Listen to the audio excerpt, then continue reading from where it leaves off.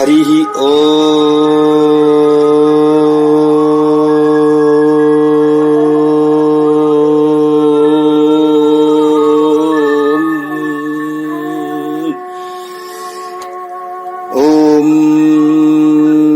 नमो भगवते वासुदेवाय। ॐ नमो भगवते वासुदेवाय। ॐ नमो भगवते वासुदेवाय। ॐ नमो भगवते वासुदेवाय। कृष्णं वन्दे जगद्गुरुं श्रीकृष्णं वन्दे जगद्गुरुम्।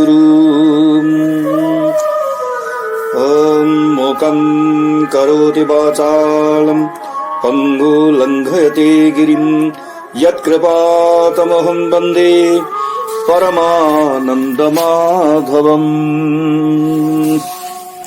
यं ब्रह्मा वरुणेन्द्र रुद्रमरुतः स्तुन्वन्ति दिव्यैः स्तवैर्वेदैः साङ्गपदक्रमोपनिषदैर्गायन्ति जं सामगाः ध्यानावस्थित तद्गतेन मनसा पश्यन्ति यं योगिनो यस्यां तन्न विदुःसुरासुरगण देवाय तस्मै नमः।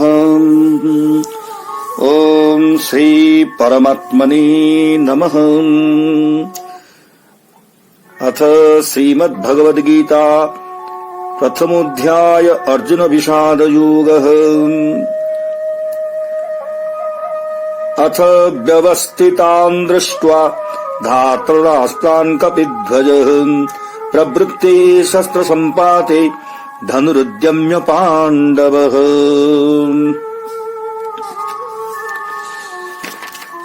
ऋषिकेशं तदा वाक्यमिदमाह महीपते। अर्जुनोवाच सेनयोरुभयोर्मध्ये रथं स्थापयमेच्युत।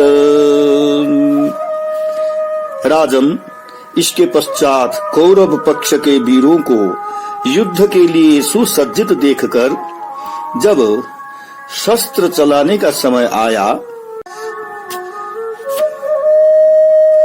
कपिध्वज पांडव ने अर्थात महावीर हनुमान द्वारा ध्वजारूप से अनुग्रहित अर्जुन ने पूर्ण रूप से भयरहित होने के कारण युद्ध के लिए गांडीव नामक धनुष को उठाकर ऋषिकेश अर्थात इंद्रियों के प्रवर्तक होने के कारण सभी के अंतःकरण की वृत्तियों को जानने वाले भगवान श्री कृष्ण को यह आगे कहे जाने वाला वाक्य कहा। अर्जुन बिना विचार किए हुए कार्य करने वाला नहीं था, अतः उसने स्वयं ही जो कुछ नहीं किया। इस प्रकार विपक्षी पांडवों के विचार पूर्वक कार्य करने से उनके नीति और धर्म में कौशल को बतलाकर महीपते संबोधन पद से संजय यह सूचित करता है कि आपने बिना विचार पूर्वक उन शत्रुओं का राज्य ले लिया है, अतः नीति और धर्म के अभाव के कारण आपकी विजय नहीं हो सकती। अब अर्जुन के उसी वाक्य को प्रस्तुत करता है। दोनों सेनाओं के बीच में अर्थात स्वपक्ष प्रतिपक्ष रूप से आमने सामने खड़ी हुई दोनों सेनाओं के बीच में मेरे रथ को आप खड़ा कर दीजिए। इन प्रकार अर्जुन सर्वेश्वर भगवान श्री कृष्ण को आज्ञा दे रहा है। इससे यह सूचित होता है कि पांडवों की विजय निश्चित है, क्योंकि जब भगवान भी भक्तों की आज्ञा का पालन करते हैं तो उन भक्तों के लिए क्या अशक्य होता है, अर्थात कुछ भी अशक्य नहीं है। यदि भगवान यह आशंका करे कि इस प्रकार रथ को खड़ा करने से ये शत्रु मुझे रथ से गिरा देंगे, तो अर्जुन उन्हें संबोधित करते हुए कहता है, हे अच्युत, अर्थात आप तो किसी भी देश काल तथा वस्तु के परिच्छेद में न गिरने वाले हैं, अतः आपको कौन गिरा सकता है। ऐसा कहकर अर्जुन ने सर्वदा निर्विकार रहने वाले भगवान के आज्ञा देने के कारण होने वाले क्रोध को भी दूर कर दिया। दोनों सेनाओं के बीच में रथ खड़ा करने का प्रयोजन बतलाते हुए अर्जुन कहता है, यावद्देता निरीख्येऽहं युद्ध कामानवस्थितान् कैर्मया सह युद्धव्यमस्मिन् रणसमुद्यमे। जब तक मैं युद्ध करने की इच्छा से खड़े हुए इन योद्धाओं को देख लूं और यह निश्चय कर लूं कि इस युद्ध के समारंभ में मुझे किनके साथ युद्ध करना है। युद्ध की कामना वाले, न कि हमारे साथ संधि की कामना वाले, तथा युद्ध भूमि में अवस्थित न कि भय के कारण पलायन करने वाले इन भीष्म द्रोण आदि को जब तक मैं देख सकूं तब तक उस स्थान पर रथ को खड़ा कर दीजिए। यदि भगवान कहे कि तुम तो योद्धा हो, न कि युद्ध प्रेक्षक, अतएव इन सभी को देखने से तुम्हारा क्या प्रयोजन है। तो अर्जुन उत्तर देता है, कैर्मया सह योद्धव्यम। इस युद्ध के समारंभ में बंधु के ही इस पारस्परिक युद्ध योग में मुझे किनके साथ युद्ध करना होगा, अर्थात मेरे द्वारा किए हुए युद्ध के प्रतियोगी कौन होंगे और किन्हें मेरे साथ युद्ध करना होगा। यह महान कौतुक है। इसका ज्ञान द्वारा इसका ज्ञान ही दोनों सेनाओं के बीच में रथ स्थापित करने का प्रयोजन है। यही अर्जुन के कहने का अभिप्राय है। यदि भगवान आशंका करे कि ये तो भाई भाई हैं, आपस में संधि कर लेंगे, तो फिर युद्ध कहाँ। तो अर्जुन कहता है, जोत्स्यमाना नवेक्षेऽहं य एतेऽत्र समागताः धार्तराष्ट्रस्य दुर्बुद्धे युद्धे प्रिय चिकीर्षवः। यहाँ युद्ध में जो दुर्बुद्धि जो दुर्योधन का प्रिय करने की इच्छा से एकत्रित हुए हैं, उन युद्ध के लिए उद्यत वीरों को मैं देखूंगा। जो ये भीष्म द्रोण आदि धृतराष्ट्र के पुत्र दुर्योधन जो दुर्बुद्धि हैं, अर्थात अपनी रक्षा के उपाय को नहीं जानता है, का युद्ध में प्रिय करने की इच्छा वाले हैं, न कि उसकी दुर्बुद्धि को दूर करने के उसका प्रिय करने वाले हैं। उन युद्ध करने की इच्छा वालों को ही मैं देखूंगा, न कि संधि की कामना वालों को। अतएव युद्ध के लिए अपने प्रतियोगियों को देखना उचित ही है, यह अर्जुन का भाव है। इस प्रकार अर्जुन से प्रेरित होने पर भगवान प्रायः अहिंसा रूपी धर्म को अपनाकर उसे युद्ध करने से रोकेंगे। ऐसे धृतराष्ट्र के अभिप्राय की आशंका करके उसका निराकरण करने की इच्छा से संजय धृतराष्ट्र से कहा। यह बात वैशंपायन कहते हैं। संजय उवाच एवमुक्तो ऋषिकेशो गुडाकेशेन भारत सेनयोर उभयोर्मध्ये स्थापयित्वा रथोत्तमम् भीष्मद्रोण प्रमुखतः सर्वेषां च महीक्षिताम् उवाच पार्थ पश्येतान् समवेतान् कुरुनिति। संजय ने कहा, हे भारत, अर्जुन के ऐसा कहने पर भगवान कृष्ण ने दोनों सेनाओं के बीच में भीष्म द्रोण तथा सभी राजाओं के सम्मुख उस श्रेष्ठ रथ को खड़ा करके कहा, हे पार्थ, युद्ध के लिए एकत्रित इन कौरवों को देखो। हे भारत अर्थात धृतराष्ट्र, यहाँ भारत संबोधन पद से अभिप्राय है कि आप अपने भरत वंश की मर्यादा का अनुसंधान करके भी अपने बांधवों के प्रति द्रोह का परित्याग कर दें।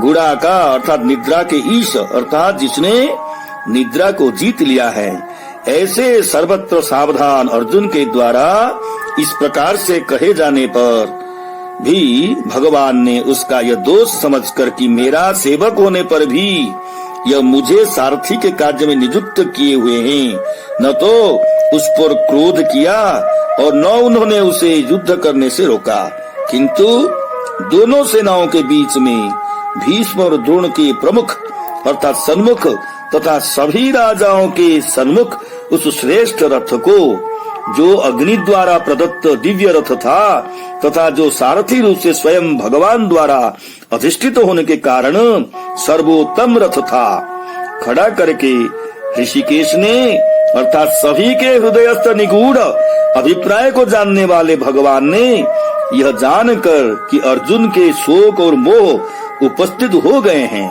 उपहास पूर्वक अर्जुन से कहा,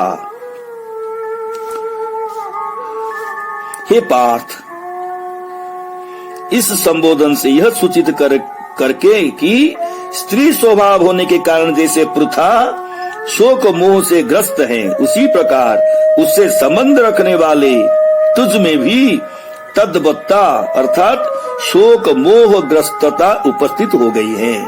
भगवान अपने ऋषि के सत्व, ऋषि का अर्थात इंद्रिय के ईशत्व स्वामित्व को दिखलाते हैं और पृथा मेरे पिता की बहन है, तुम उसके पुत्र हो, इस संबंध के उल्लेख से उसे आश्वासन भी दे देते हैं। भगवान की इस दर्शन विधि का अभिप्राय यह है कि मेरे सारथ्य में निश्चित होकर तो युद्ध की इच्छा से एकत्रित हुए इन सभी कौरवों को निशंक होकर देख, मैं तो सारथी का कार्य करने में अत्यंत सावधान हूँ, किंतु तू अभी रथी का धर्म त्याग देगा, अतः तुझे इस शत्रु की सेना को देखने से क्या लाभ होगा। इस अभिप्राय से अर्जुन को धैर्य बंधाने के लिए ही पश्य यहाँ तक भगवान का वाक्य है, अन्यथा दोनों सेनाओं के बीच में रथ खड़ा कर दिया, इतना मात्र ही कहा जाता।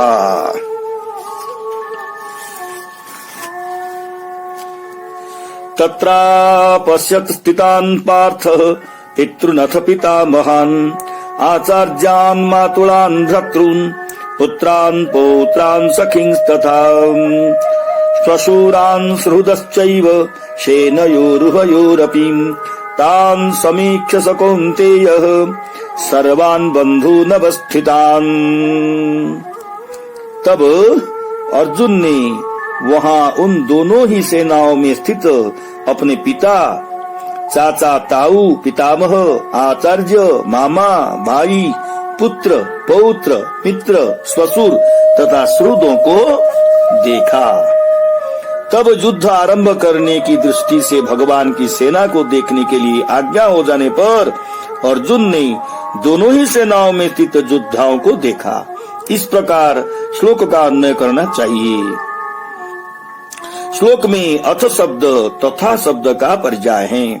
उसने शत्रुओं की सेनाओं में पिताओं अर्थात भूरिश्रवादि चाचाओं, भीष्म सोमदत्त आदि पितामहों, द्रोण कृप आदि आचार्यों, शल्य शकुनि आदि मामाओं, दुर्योधन आदि भाइयों, लक्ष्मण दुर्योधन के पुत्र आदि पुत्रों, पौत्र अर्थात लक्ष्मण आदि के पुत्रों, सखाओं अर्थात अश्वत्थामा, जयद्रथ आदि समवयस्कों और ससुरों अर्थात पत्नियों के पिताओं तथा श्रुदों अर्थात कृतवर्मा, भगदत्त आदि मित्रों को देखा।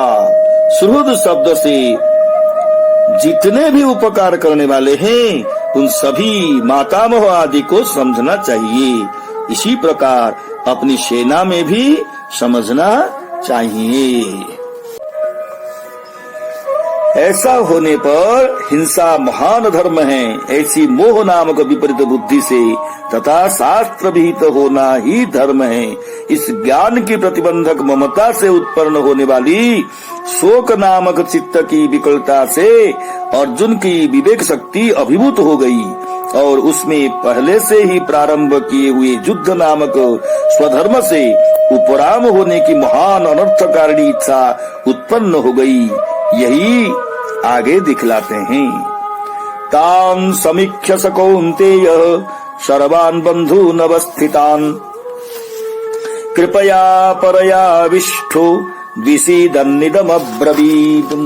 अर्जुनोवाच दृष्ट्वेवं स्वजनं कृष्ण युजुक्षुं समुपस्थितम् सीदन्ति मम गात्राणि मुखं च परिशुष्यति वेपतुश्च शरीरे मे रोमहर्षश्च जायते गाण्डीवं संसते हस्तात् त्वक्चैव परिदह्यते न च शक्नोम्यवस्थातुं भ्रमतीव च मे मनः।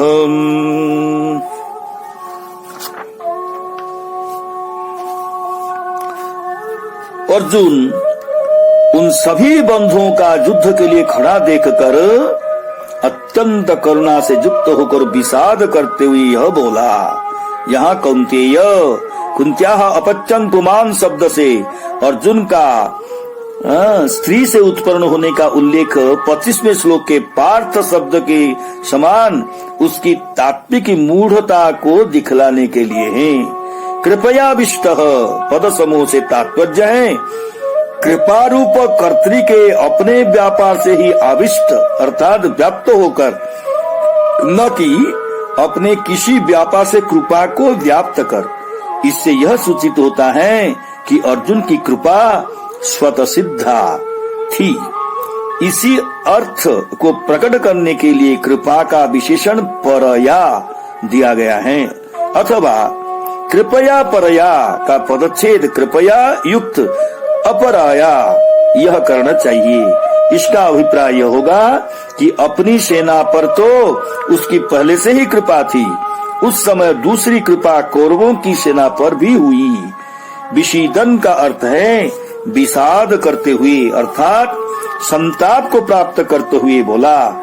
इस प्रकार अर्जुन के कथन और विषाद की समकालता को बतलाते हुए संजय कथन के समय कंठ की गदगदता और अश्रुपात आदि विषाद के कार्यों को भी सूचित करता है। अब संजय अर्जुन उवाच यहाँ से लेकर एव मुक्त्वा अर्जुनः संख्ये इत्यादि श्लोक से पूर्व तक के ग्रंथ से भगवान के प्रति अर्जुन के उस वाक्य का ही उल्लेख करता है। इसमें 3 श्लोक के चिन्हों का वर्णन करते हुए यह दिखलाता है कि अपने शरीर में आत्मत्व तथा दूसरों के शरीरों में आत्मीयत्व का अभिमान रखने वाले अनात्मज्ञ अर्जुन को युद्ध से अपने तथा दूसरों के शरीरों का नाश का प्रसंग देखकर स्वधर्म में प्रवृत्ति होने का कारणभूत तत्व ज्ञान का प्रतिबंधक महान शोक हुआ। अर्जुन ने कहा, हे कृष्ण, युद्ध के इच्छुक अपने इस स्वजन समुदाय को यहाँ उपस्थित देखकर मेरे अंगों में पीड़ा हो रही है और मुख सूखा जा रहा है तथा मेरे शरीर में कंप और रोमांच हो रहा है। हाथ से गांडीव छूटा जा रहा है और त्वचा में सर्वत्र दाह हो रहा है तथा मेरा मन भ्रमित सा हो रहा है, इसीलिए मैं खड़ा नहीं रह सकता। इस स्वजन समुदाय को अपने बंधु वर्ग को युद्ध के लिए इच्छुक तथा युद्ध भूमि में उपस्थित देखकर यहाँ स्थित मेरे अर्थात इन सभी देखने वाले मेरे अंगों में पीड़ा हो रही है और भूख और मुख सूखा जा रहा है। इस प्रकार जहाँ श्रम आदि के कारण होने वाले शोक की अपेक्षा अधिक शोक बतलाने के लिए परिशुष्यति परिदह्यते इन क्रियापदों में शोषण और दाह की सबोर सत्ता सूचित करने के लिए परि शब्द का प्रयोग किया गया है। बेफतु का अर्थ कंप है, रोमहर्ष का अर्थ रोमांच है। गांडीव के छूटने से अधैर्य को सूचित करने वाली दुर्बलता तथा त्वचा के परिदाह से आंतरिक संताप दिखाए गए हैं। मैं खड़ा नहीं रह सकता हूँ अर्थात मैं अपने शरीर को स्थिर नहीं रख सकता हूँ। इस कथन से मूर्छा सूचित होती है। उस मूर्छा का कारण है मेरा मन भ्रमित सा हो रहा है। किसी घूमने वाली वस्तु के समान होना मन का कोई विकार विशेष है जो मूर्छा की पूर्वावस्था है। भ्रमती वच पद समुदाय में चौकार हेत्वर्थक है। क्योंकि मेरा मन ऐसा हो रहा है अतः मैं खड़ा नहीं रह सकता हूँ। यह अर्जुन के कहने का अभिप्राय है। शरीर को स्थिर रखने में अपने असामर्थ्य के कारण को अर्जुन पुनः कहता है, निमित्तानि च पश्यामि विपरीतानि केशव न च श्रेयोनुपश्यामि हत्वा स्वजनमाहवीं। हे केशव, मैं विपरीत फल के सूचक अपशकुनों को भी देख रहा हूँ तथा युद्ध में स्वजन समुदाय को मारकर भी मुझे कोई कल्याण नहीं दिखाई देता है। मैं समीपवर्ती दुख के सूचक बाएं नेत्र के स्फुरण आदि विपरीत निमित्त अपशकुनों को भी देख रहा हूँ, अर्थात उनका अनुभव कर रहा हूँ। इसीलिए भी मैं खड़ा नहीं रह सकता हूँ। 28वें श्लोक में उक्त कृष्ण संबोधन पद से यह सूचित किया गया है कि मैं तो अनात्मज्ञ होने के कारण दुखी होने से शोक जनित क्लेश का अनुभव कर रहा हूँ, किंतु आप तो सदानंद स्वरूप, इसीलिए आपका शोक से संसर्ग ही नहीं हो सकता। अतः तात्पर्य यह है कि हम दोनों को स्वजन दर्शन समान रूप से होने पर भी आप में जो शोक से संसर्ग न होने रूप विशेषता है, उससे आप मुझे भी शोक रहित कर दीजिए। केशव पद से भगवान में ऐसा करने का सामर्थ्य सूचित किया गया है, क्योंकि केशव इस पद की व्युत्पत्ति है क अर्थात सृष्टिकर्ता ब्रह्मा और ईश अर्थात संहारकर्ता रुद्र। इन दोनों के प्रति जो बाती अर्थात अनुकंपा होने के कारण जाता है उसे केशव कहते हैं। अथवा कृष्ण पद से भक्तों के दुखों को खींचने का स्वभाव बतलाया गया है तथा केशव पद से यह सूचित किया गया है कि आप केसी आदि दुष्ट दैत्यों का विनाश करके सर्वदा भक्तों की रक्षा करते हैं, अतः शोक दूर करके मेरी भी रक्षा करेंगे।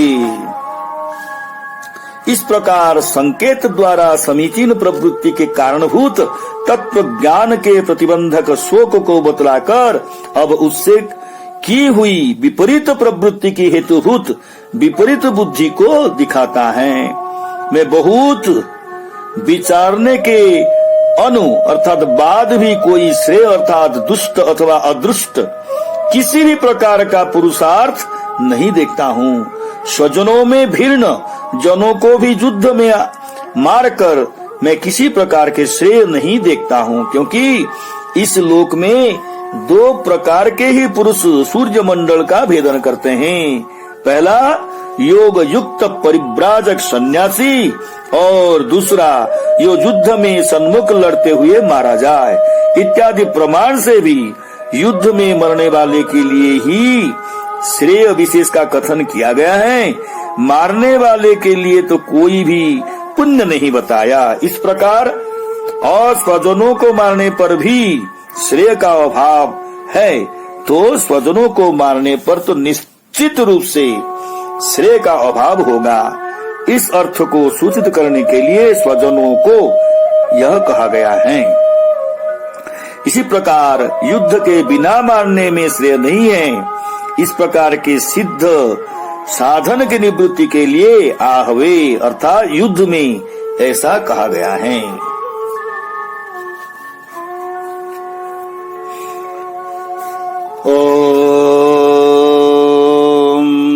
कृष्णं वन्दे जगद्गुरुं श्रीकृष्णं वन्दे जगद्गुरुं कृष्णं वन्दे जगद्गुरुं श्रीकृष्णं वन्दे जगद्गुरुं कृष्णं वन्दे जगद्गुरुं श्रीकृष्णं वन्दे जगद्गुरुं प्रसीद देवेश जगन्निवास, प्रसीद देवेश जगन्निवास।